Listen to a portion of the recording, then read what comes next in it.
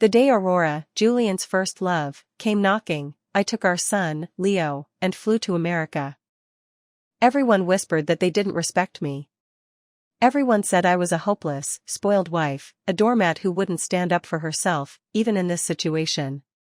Until one day, I stood tall and crushed them beneath my heel. Aurora had returned.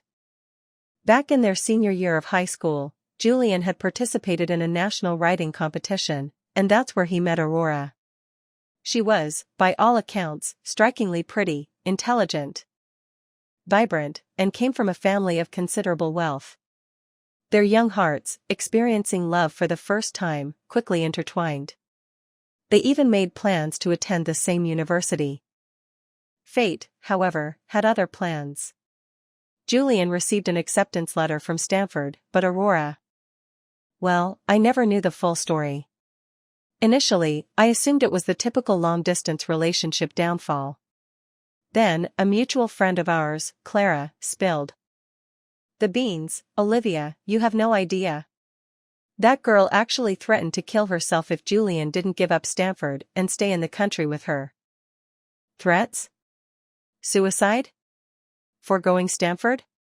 My jaw dropped. This was the stuff of melodramatic online novels. Julian and I were childhood sweethearts. Our families had been business partners for 3 generations. Years ago, my father's mistress had the audacity to call my mother, openly flaunting their affair. Furious, my mother flew back to America that very night. I, in turn, applied to Stanford, becoming Julian's classmate. After years apart, he was even more handsome than I remembered. But, perhaps because we were so familiar, I never felt that heart-stopping, butterflies in the stomach kind of love. Instead, we had a comfortable, unspoken understanding, much like our parents' relationship. I had expected my mother to divorce my father, but she didn't. She explained, love and marriage are different things, Olivia. They've been married for years, they trust and understand each other. They have intertwined shares in multiple companies, a solid social circle. It's not something you can easily sever.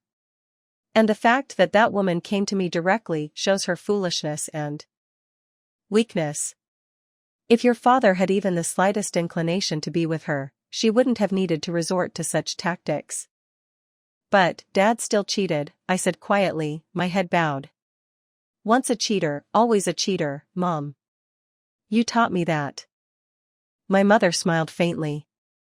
But, on the day she claimed your father was with her at a hot spring resort, he was actually with me in Hong Kong, visiting your grandparents. I was stunned. Olivia, whether you marry a business partner in the future or not, remember this, love can cloud your judgment. Don't be impulsive. Then why did you rush to America in such a rage? My mother laughed again. Otherwise, how could I have convinced you to give up Barcelona and come to Stanford? I had been played. I'd always dreamed of the romance of Barcelona, of living in a villa surrounded by vast lavender fields. But as the sole heiress to the family business, I wasn't allowed to simply enjoy life without putting in the effort. So, when Aurora requested a meeting, I agreed. She eagerly showed me her memories with Julian, their matching couples' tattoos. She was like a proud peacock displaying its plumage, and I just wanted to laugh. It's rare to see a mistress so brazen. Aren't you ashamed? My best friend, Clara, Julian's, and my childhood friend, had always been fiery and sharp-tongued. Ashamed? Aurora raised an eyebrow. We're truly in love. What's there to be ashamed of? I'm here to make you face reality, to stop you from burying your head in the sand, pretending I don't exist. Let me tell you, Julian says he loves me the most, cares for me the most, can't let me go. You're a full-time housewife, you have nothing in common with him, and you're just clinging to the title of Mrs. Blackwood. What's the point? Get a divorce. I'll make sure Julian gives you a generous settlement. You're still young. Smack.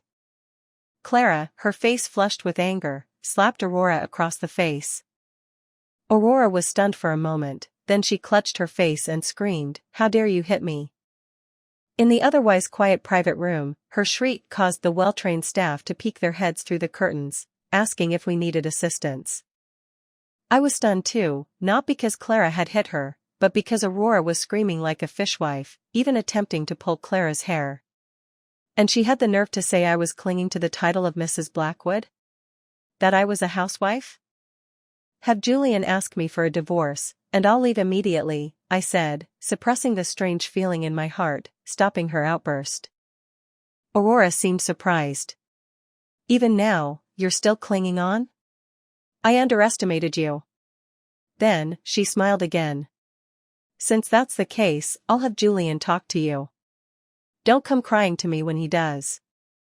I nodded, then pulled Clara up and left. "Hey, you haven't paid the bill," Aurora called after me as we were leaving. I glanced at the untouched afternoon tea set, priced at 3,038 yuan, and smiled faintly. "The owner is a friend of mine. The staff will put it on my tab. If you like it, you can take it to go." In the following days, Julian never mentioned divorce. Everything remained as usual, except that he sometimes came home a little later. "When?" I asked. He said an old classmate was starting a new project and looking for investment, and he was still considering whether to invest. I asked him to send me the information. When I opened it, Aurora's name was indeed on the list of founders. A quick glance at the company's messy accounts and pitiful revenue made me shake my head. The economy was tough, companies were cutting costs and increasing efficiency, and here she was, trying to scam money with such a broken company. She had some nerve. "What do you think?" I asked, without revealing that Aurora had come to see me. Julian and I had been married for years and had a son, Leo. We were even trying for a daughter, hoping for a perfect family. Little did I know, a wrench was about to be thrown into our plans. But, like my mother said, Julian and I were in a business alliance, our families intertwined, our childhood friendship a bond. It was a complex web, and pulling one thread could unravel everything. So, I didn't believe he would cheat, and I certainly didn't believe he would divorce me. "I think we need to be cautious. You're more knowledgeable in this area, so I'll leave it to you." I nodded, feeling slightly relieved. I handed him a bowl of soup, a special recipe I'd made for him. Julian had a sensitive stomach, and this was very effective. The next day, I arrived at the company with the finalized proposal. Because I was trying to conceive, I rarely came to the office. Many of the older employees were surprised to see me, their expressions clearly indicating they were expecting some gossip. The newer employees, for the most part, didn't recognize me. As I reached Julian's office, I heard Aurora's familiar voice, "Julian, please help me. This is my dream." Julian didn't speak. I knocked lightly a few times, then pushed the door open. Aurora was sitting on the sofa with him. When she saw me, instead of standing up, she leaned closer to him. I glanced at her dress, the neckline plunging so low it almost revealed the style and color of her undergarments. Then, without a change in expression, I placed the documents on the desk. "Am I interrupting anything?" "Of course not, darling. This is Aurora, the one I mentioned to you." Julian jumped up from the sofa, practically electrocuted, and quickly moved to my side to introduce us. "Aurora, this is my wife, Olivia Blackwood." I keenly noticed a flicker of frustration in Aurora's eyes. She looked at Julian with a harmless expression. "Olivia is so beautiful. I had no idea you'd never mentioned her." What a joke. Who was she to me? Was it necessary? Besides, mentioned or not, she'd still come knocking. Julian's face darkened slightly. I smiled. Why would we constantly discuss family matters with outsiders? Then, I handed Julian the thermos I'd brought. "I heard you have a business dinner tonight. I made this specially for you. I'm meeting Mrs. Zhou and the others for afternoon tea, so I'll be leaving now." Years of understanding meant Julian knew what was inside without opening it. He smiled at me. "Thank you. but Aurora wouldn't let it go. I'm going to the dinner with Julian tonight, Olivia. What is that? Can I have some too? Julian frowned, placing the thermos on his desk. You can't just drink any herbal medicine. Is it some hangover remedy? Aurora pouted strategically. I used to watch TV shows where the stay-at-home wives would always be brewing up some strange concoctions. I thought it was just the writers making things up, but I guess not. She covered her mouth and laughed. But neither Julian nor I laughed. In fact, Julian's darkening expression made the atmosphere in the office quite tense. Julian's grandmother was a renowned traditional Chinese medicine practitioner. This recipe for Julian's sensitive stomach was hers. Clearly, Aurora didn't know that. I sighed. From the beginning, I'd felt like this woman was missing something upstairs. She didn't seem like the type Julian would be attracted to. However, Julian's tolerance for Aurora was noticeably higher than for others. He didn't respond, but his gaze at Aurora was complex. Olivia has a lot of experience in the food and beverage industry, Aurora. If you're serious about this, you should talk to her first. Huh? I was taken aback. I understood Julian not wanting to directly reject Aurora's company's funding request. But what was this about the food and beverage industry? Wasn't Aurora's company's main product a dating app for couples? Seeing my puzzled expression and silence, Aurora, missing some crucial element in her brain, started to speak flippantly. Julian, you don't think Olivia, just because she spends her days having lunch and tea with friends, has any real understanding of the F&B industry, do you? It's quite different. Besides, I'm planning a cat cafe. The main target audience is white-collar workers and students. As she spoke, her gaze towards me became increasingly provocative. Let's just handle the work matters between us. I wouldn't want to interrupt Olivia's shopping and afternoon tea schedule. I was speechless. Was Aurora putting on an act for me? If she'd done even a little research, she wouldn't be this foolish. Me, Olivia Blackwood, a PhD in economics from Stanford Business School, only capable of shopping and having tea? Did she know how much it cost to attend just one of my lectures? Looking at her arrogant, even mocking and disdainful expression, I was certain she didn't know.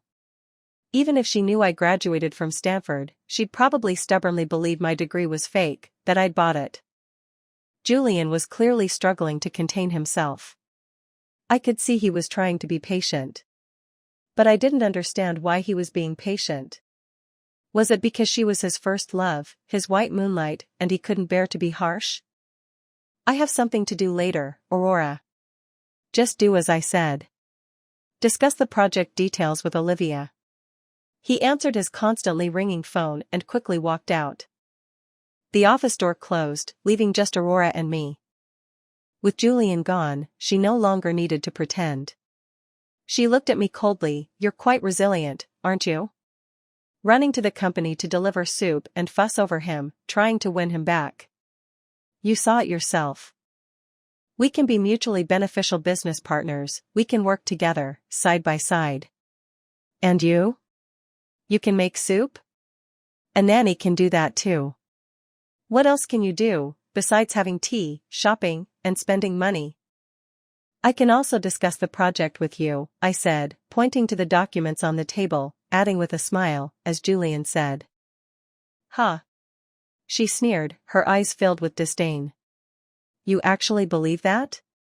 Julian was just being polite, giving you some face, so you wouldn't later accuse us of transferring marital assets through this. Do you think he respects you? He's afraid you'll make a scene at the company and embarrass me. I looked at her like she was an idiot. Regardless of what Julian had done to give her such confidence, even if it were true, was she really so dense as to openly discuss asset transfers with me? My silence made Aurora even more smug.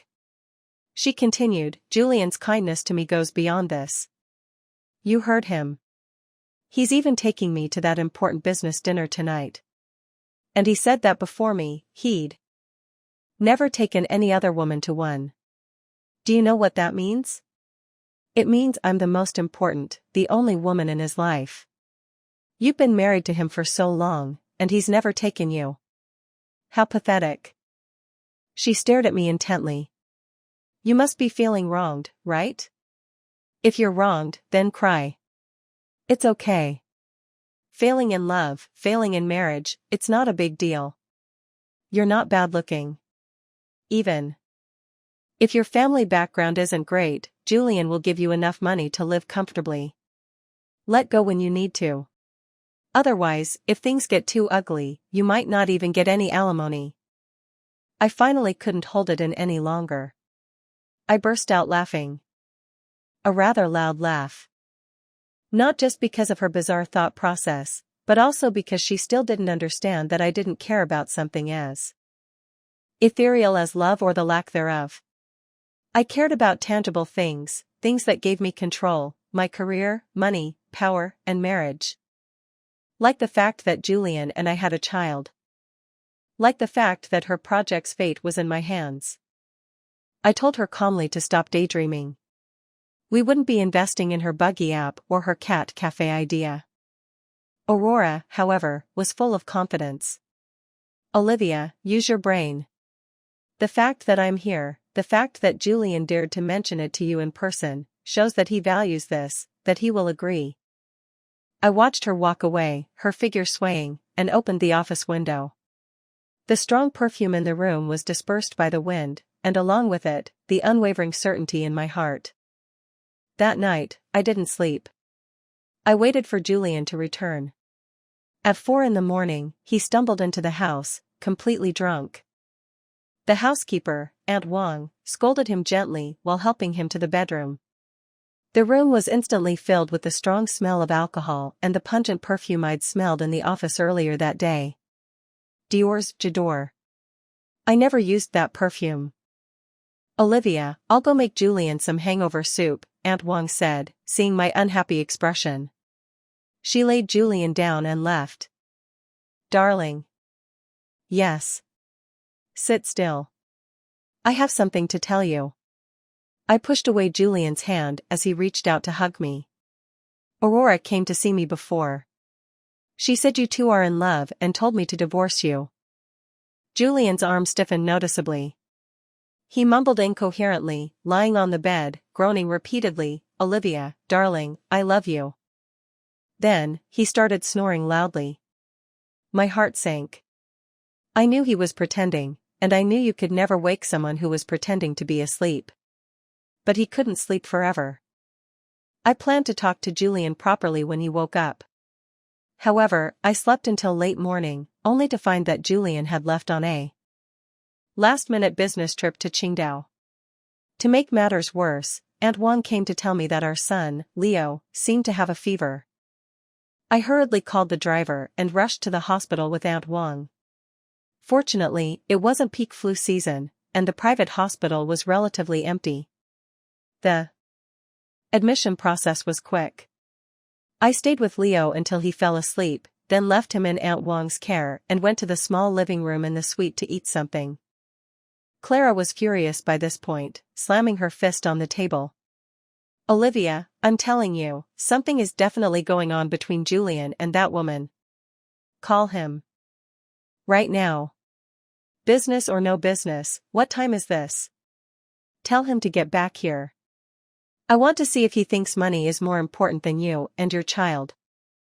There's no comparison, I shook my head.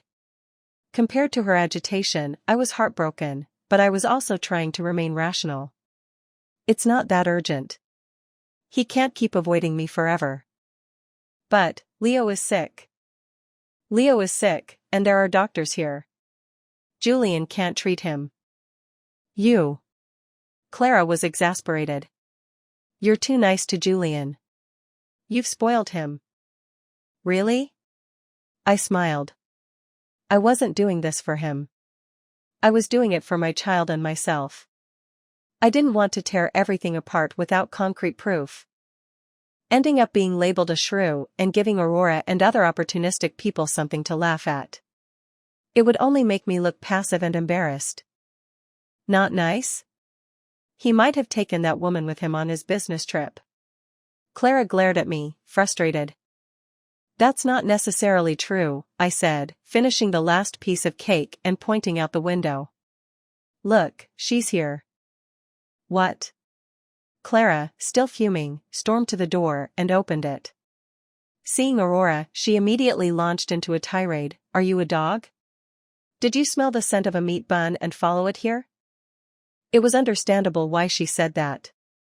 Aurora's information network was remarkably efficient. Even my parents, who were visiting a nearby scenic area, hadn't arrived yet, but she had. I heard Leo was sick, and Julian wasn't here. I came to check on him, and I brought him a gift. Aurora didn't seem to mind Clara's outburst. She placed the drone gift box on the table and looked at me. Olivia, did you not sleep well last night? You have dark circles under your eyes. She smiled. Did Julian tell you? He agreed to invest in my cat cafe. What? I had initially been indifferent, but this genuinely surprised me. However, I maintained my composure. Really? He didn't tell me. But any decision he makes still needs the approval of a company shareholder, me.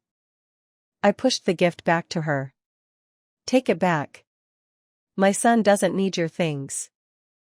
Really? Aurora pretended to be shocked, smiling at me. But I thought he liked them. That pair of blue and white shoes last month, those overalls, and the Lego set Julian took home a few days ago. You didn't know? I helped Julian choose them. That one sentence shattered my emotional defenses. My blood pressure spiked. If I could still remain calm about the investment issue earlier, I absolutely could not tolerate this. All notions of good manners flew out the window. I'd carried my son for 10 months, endured the pain of childbirth, and she dared to interfere, dared to touch my child. I was shaking with rage. I grabbed the box on the table and threw it at Aurora. It was utterly infuriating. This woman was pushing things too far. Crash! As the drone box shattered on the floor, blood trickled down Aurora's forehead. Blood! Blood! Help! She's attacking me! Murder! By the time Julian rushed back, my parents had also arrived. To avoid disturbing Leo further, we moved to an empty adjacent room. The atmosphere was incredibly tense. Aurora, her head wrapped in bandages, burst into tears the moment she saw Julian. Julian, I just heard Leo was sick and wanted to come. See him. I brought a gift, but I still managed to upset Olivia. She glanced at me timidly, completely devoid of her previous arrogance. I scoffed. Before I could speak, Julian said, regardless, Aurora meant well. How could you resort to violence? What? I was stunned, almost believing I'd misheard. Was my husband taking Aurora's side? She was knowingly being the other woman. Even if I had slapped her a few times and completely ruined her reputation, I would have been justified. And she had the gall to play the victim. The anger I had just suppressed exploded again, especially when Aurora said that although she wasn't well off, she had always considered Leo as her own child. I almost lost control again. Was she vying to be my son's stepmother? You also. I began, but my mother grabbed my hand before I could finish the sentence. The warmth of her palm instantly calmed my spiraling emotions. I took a deep breath, regaining control. Impatience leads to failure. I knew I'd been impulsive, but I also felt incredibly wronged, especially since Julian, who had always been on my side, was now siding with reason over family. All right, let's all calm down. Olivia was just worried because her child is sick, my mother interjected. It was well known that the Blackwood family was a leading enterprise in the country. For my proud parents to not pursue this matter was already an act of forbearance. But, unexpectedly, Aurora not only didn't take the hint but became even more brazen. Auntie is right. I'm just disfigured, but Olivia's bad mood is a huge deal. She then chuckled softly. Julian frowned slightly, his expression growing even darker. A flicker of hesitation crossed his eyes, but he quickly sighed, Olivia, you were in the wrong. apologized to Aurora. "Oh, Julian, it's okay. Don't force Olivia. I believe she didn't mean to, and I'm not angry anymore." Her words said one thing, but the smile on her face betrayed her completely, especially when Julian said he would take her back to the company to discuss the project's progress. She was like a peacock spreading its feathers, desperate to flaunt her victory, that Julian loved her most. However, we all knew she was hopelessly foolish. I fell silent, not because of her, but because of Julian. When my parents told me the whole story, the Julian I thought I knew so well after all these years crumbled in my heart. That night, my mother also forwarded me the photos, videos, and recordings sent by Aurora's subordinates. Aurora thought her team was incredibly united and unbreakable, but my parents had already bought them off with a small sum of money. In the video, Aurora was boastful and smug. "Getting funding is so easy. Once the process is complete and I become Mrs. Blackwood, I'll double everyone's salary." I laughed. She thought getting funding was easy, but never considered the numerous traps buried within the dense clauses of the agreement. If she failed to meet the valuation adjustment mechanism, VAM, targets, the compensation, with interest rates higher than loan sharks, would be the final straw that crushed her. But she deserved it, not just for her self-proclaimed cleverness and belief in Julian's deep love for her, but also for her insatiable greed, thinking she could rise to the top and destroy someone else's family with a few tricks. She wasn't worthy of fighting me, but Julian also wasn't worthy of me shedding blood and tears for him. That night, I took Leo and moved to a children's hospital near my parents' home. I also arranged for us to return to America for a while once Leo was better. My phone rang incessantly, but I ignored it. Clara urged me to divorce Julian, while Julian himself was constantly waiting outside the hospital. My phone's blacklist was filled with his explanatory messages and missed calls. He said, "Olivia, believe me, I absolutely haven't betrayed you and our child. Olivia, come out. I can explain everything to you. Olivia, I miss Leo. Let me see our son. We've known each other for so many years, don't you know me? Olivia, you're not in good health. Please don't let these things affect your mood." I laughed. Of course, I knew him. I knew him all too well. Absolutely rational, and also absolutely ruthless. In his world, nothing was more important than power and profit, especially the frivolous emotions of romantic relationships. This was why I was so certain he wouldn't divorce me. But that wasn't a reason for me to forgive him. I could accept a business marriage not entirely based on love, but I couldn't accept that he was just a cold, calculating money-making machine, ruthlessly lacking in human warmth. Because of this, after quietly listening to my parents' account and promising them I wouldn't be impulsive, I also became very determined in what I needed to do: handle everything properly and leave Julian, even if what he did was what he considered to be for my own good. So, a month later, I flew directly to America with Leo. He didn't come after us. Instead, in the following days, I saw increasingly intense gossip about Julian and Aurora in the news. The content became more interesting day by day. Julian and Aurora meet friends, embrace in the street. Julian takes Aurora to the opening ceremony of a new store. Julian visits Aurora's cat cafe to support her, publicly displaying affection like lovers. Aurora secretly meets a young man at a bar, betraying Julian. Everyone whispered that they didn't respect me. Everyone said I was a hopeless, spoiled wife, a doormat who wouldn't stand up for herself, even in this situation. Time flew by. A year passed in the blink of an eye. My return was quiet and unnoticed, so much so that when Aurora pushed open the door to the general manager's office and found me sitting inside, she froze. She was holding 2 cloyingly sweet milk teas, her voice filled with disbelief. "Olivia, you. How are you here? Surprised?" I smiled. "This is my family's company. Isn't it normal for me to be here?" "What, have you finally come to your senses and are willing to come back to finalize the divorce?" Divorce again. It seemed that her desire for me to get divorced and for her to rise to the top had become an obsession. Seeing her impatient and somewhat smug expression, I couldn't help but remind her, "You've got it wrong. The one who doesn't want a divorce, from beginning to end, isn't me. It's Julian."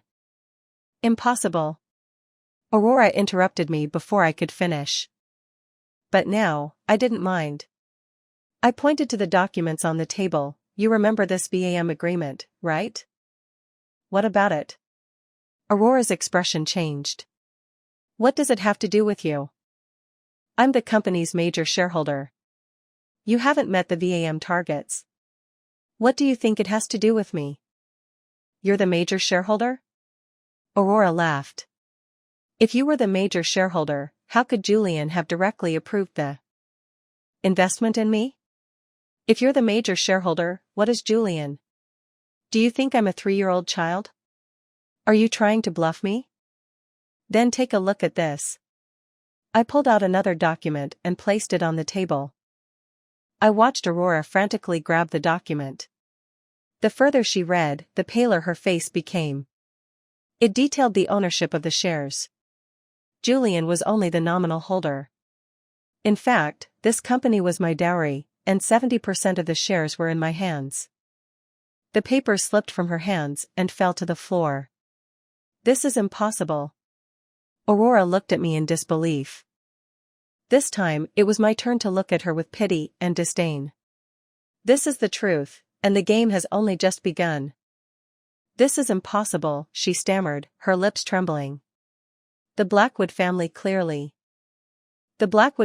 is clearly powerful and influential. But if Julian hadn't married me, he wouldn't have stood out among his brothers and become the heir to the Blackwood Corporation.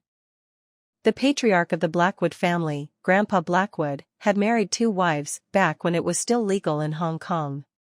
The first wife had 2 sons and a daughter, 2 grandsons, and 2 granddaughters. The second wife's only son had died in a car accident years ago, leaving behind only 1 grandson, Julian. Logically, although the Blackwood and Blackwood families were family friends, because of Julian's status, my marriage would never have involved him. But alas, most of the young men of our generation were spoiled by their families, lacking in ability but full of flaws and tempers. Julian, perhaps because of his circumstances, was intelligent, studious, mature, and cautious in everything he did. So, my parents had their eyes on him early on. To make everything seem natural and to pave the way for our future, my parents orchestrated a drama of a mistress confronting the wife, causing the wife to leave in anger. The purpose was to get us into the same university, to study and live together, and to quickly achieve a successful outcome. And because I was the sole heiress to the Blackwood family, Julian, a peripheral character whom everyone had overlooked, smoothly rose to become a popular candidate for heir, thanks to the marriage alliance and the support of the Blackwood family. Now, with Grandpa Blackwood still in good health, how could Julian possibly self-destruct and divorce me? Aurora clearly hadn't expected this. She shook her head repeatedly. "Impossible. If that's the case, how could you have endured it until now? This is impossible. You're different from me. You're not even worthy of my attention." I paused. "Julian will deal with the rest. Just wait." With that, I got up and opened the door. I saw Julian standing outside. He looked stunned to see me. Before he could speak, I slipped past him and left. I didn't want to hear his pale explanations and useless confessions. I just wanted to see how ruthless this man could be, how far he would go to achieve his goals. Sure enough, Julian quickly used the agreement to push Aurora to the brink. He spoke of his helplessness while setting a deadline, forcing Aurora to pay a sum she could never afford. Aurora cried and screamed at the company, threatening to kill herself, begging Julian not to do this, to give her a way out. She even came to me, saying she had something I would definitely be interested in. Didn't I care about love? Didn't I care about friendship either? Wasn't I curious about the people around me, my best friend, what kind of person she really was. I laughed. And I had her thrown out. She was no longer worthy of negotiating with me.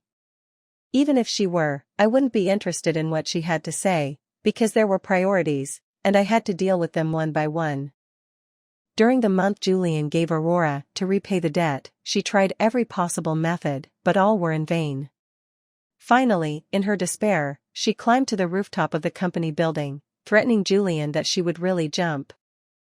Julian finally had the opportunity to present the condition he had been planning for a long time. A friend of mine has kidney problems and needs a transplant.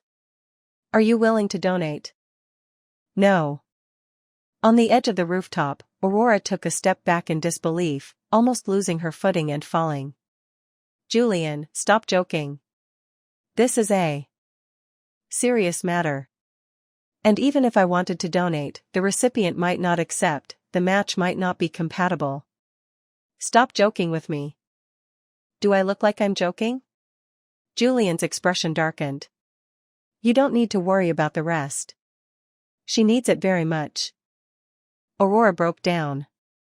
When the firefighters brought her down from the rooftop, she was crying hysterically.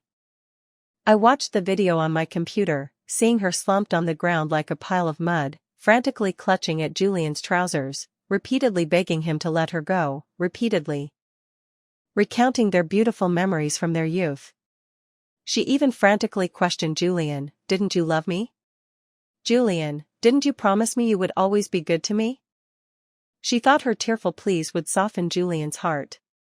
But she didn't know that her hysterical appearance only made Julian more disgusted. She didn't understand the complex relationship of interests between Julian and me.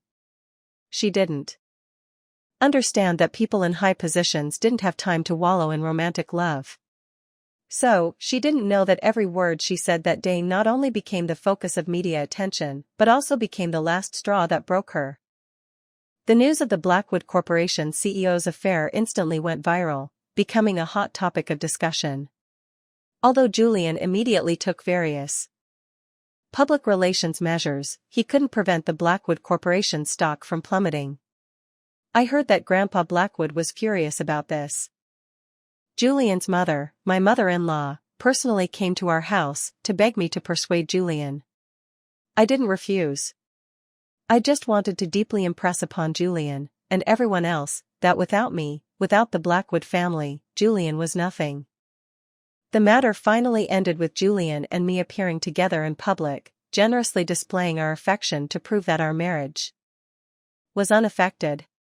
Of course, to convince the public, a hospital certificate stating that Aurora had mental health issues was also necessary. That was the first time I met Aurora's parents. They weren't from a wealthy family, but rather ordinary farmers.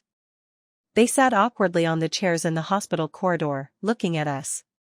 The honest and hard-working couple had thought their daughter had risen to prominence through her own abilities, but they didn't know she had been engaging in shameful and disgraceful activities. When Aurora's father saw Julian and me, he immediately knelt down, kowtowing repeatedly. He said their family was poor, but they would sell everything they had to repay us. He begged us to give them time to sell their house, to give Aurora a way out. But Julian shook his head. His words were always so cold, the money can be forgiven, as long as Aurora donates a kidney. More terrifying than death is a life worse than death. Aurora's parents were stunned. Then, they both scrambled to tell Julian that he could take theirs, even both of them, it didn't matter. But Julian pointed to the ward, reiterating, I only need Aurora's. With that, he turned impatiently, when you've made up your minds, let me know. But my patience is limited. I didn't leave with Julian. Instead, I went into Aurora's ward. Why? Aurora looked at me. Because someone needs your kidney to live, I smiled. Julian? She was incredulous. Impossible. I've seen his medical report. He's not sick. Then, as if realizing something, she glared at me. Julian always said you were in poor health. Is it you? Ridiculous. My health was excellent. I couldn't boast about anything else, but when it came to physical fitness, I was confident I could outlive both her and Julian. Instead of worrying about that, you should think about how to negotiate a good price with Julian. No, Julian wouldn't do this to me. He must have his reasons. Her eyes were bloodshot, staring at me. It must be you. Did you do something? I looked at Aurora with pity. She was truly hateful and pitiful. I instantly lost interest in continuing the conversation. Since you can't wake someone who's pretending to be asleep, let her sleep. I opened the door and walked out, never going to the hospital again. I had more important things to do. During this period, I also went to America. The following month, the Blackwood Corporation's stock market slump showed no signs of improvement. Meanwhile, Blackwood Group's stock soared. At this crucial moment, another piece of shocking news hit the headlines, attracting widespread attention. Blackwood Group announced the termination of its 20-year partnership with Whitestone Industries and would not renew the contract. Everything happened too suddenly. Whitestone Industries, which had been providing raw materials to Blackwood Group and was Blackwood Group's main supplier, was stunned. After all, Blackwood and Whitestone had always renewed their contract as scheduled. Every year. They had assumed this year would be no exception and had prepared a large amount of stock accordingly. Now that Blackwood Group didn't want it, it was difficult to find another company in the industry that could absorb so much inventory. Besides the company-level communication, Clara also called me immediately. Olivia, what does Blackwood Group mean? Are you home? I'm coming over. I sat on the sofa in my living room, fiddling with the documents on the coffee table, my tone nonchalant. I'm not home. But, don't you know what I mean? There was silence on the other end of the line. After a while, I heard her defend herself. Olivia, is there some misunderstanding? Her tone was weak, as if she were making a last-ditch effort. I laughed. It was indeed a last-ditch effort. If you still think it's a misunderstanding, then we have nothing to talk about. I hung up. Then, I instructed my secretary to send a document to Clara. It contained a video of a conversation between Clara and her assistant. She had instructed her assistant to approach Aurora, instigate her, and arrange her repeated chance encounters with Julian until she piqued Julian's interest. There was also a document containing the information of the participants in the national writing competition back then. Clara, Julian, Aurora, they had all been shortlisted together. She had known all along the real reason Julian had approached Aurora. Aurora and Julian's mother both had Rh-negative blood, and Julian's mother had severe kidney disease. From the beginning, it was never a story of a Cinderella and a Prince Charming. What he liked, what he schemed for, was just a kidney that matched his mother's. And Clara, when did she start liking Julian? I didn't know. I only knew that from the moment she arranged for Aurora to return and provoke me, hoping to make us fight each other to the death, she had already trampled on our childhood friendship. As intelligent and cautious as Julian was, I didn't believe he was completely unaware of all this. Perhaps he was even grateful to Clara for delivering Aurora to him. After all, to him, I was just a marriage alliance to consolidate the company's interests, nothing more. Now, it was perfect. Whitestone Industries was bankrupt, and the Blackwood Corporation was also teetering. I was also going to divorce Julian and make him leave with nothing, so they could be a perfect match, sharing both the sweet and the bitter. The day Julian and I finalized our divorce, it rained heavily. Lightning flashed and thunder roared. Julian stood at the entrance of the Civil Affairs Bureau and said, "Olivia, by being so ruthless, aren't you afraid of retribution?" Before I could speak, Julian's phone rang. He didn't have time to hear what I had to say and rushed into the rain. Later, I heard that Aurora had donated her kidney, but after the surgery, Julian's mother still experienced severe rejection and died. The Blackwood Corporation's business situation continued to deteriorate. Preoccupied with his own problems, Julian naturally no longer paid for Aurora's subsequent nutritional expenses. The person he wanted to save was dead, so her life or death was of no concern to him.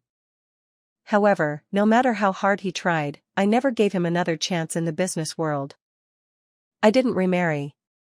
Instead, I focused on running the family business and raising my son. I never saw Clara again, nor did I see Julian again. But I did happen to see Aurora once, working as a waitress in a restaurant, wearing a thin dress in the cold winter, greeting guests at the door. She saw me and instinctively tried to avoid me, but she couldn't. She could only stand there awkwardly, bowing and greeting me. Her complexion was very poor, like that of a terminally ill patient. I had nothing to say to her. I was about to walk past her without acknowledging her. But as I passed her, she reached out and gently tugged at my clothes. I paused, and I heard her murmur, her voice hoarse, "I'm sorry." I didn't say anything. I shook off her hand. Not everything in this world can be forgiven with an apology. And not everything can be regretted and undone. She finally knew she was wrong. But it was too late.